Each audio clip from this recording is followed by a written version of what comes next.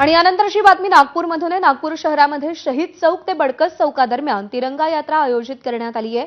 या तिरंगा यात्रेमध्ये वीरमाता, माजी सैनिक यांच्यासह मोठ्या संख्येने सामान्य नागरिकही सहभागी झाले।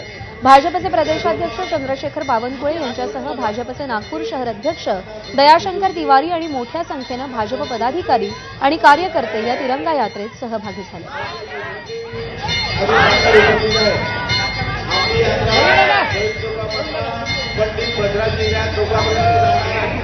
और उसके पीछे हम सब लोग रहेंगे। मंगेश बाईट घेतोय।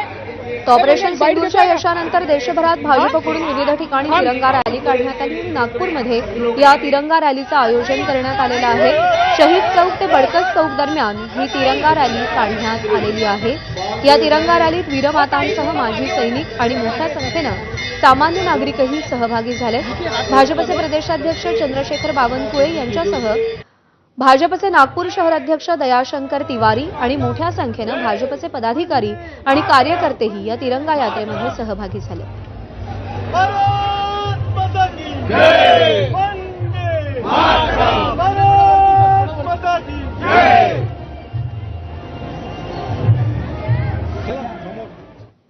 पहलगाम हल्ल्यानंतर भारतानं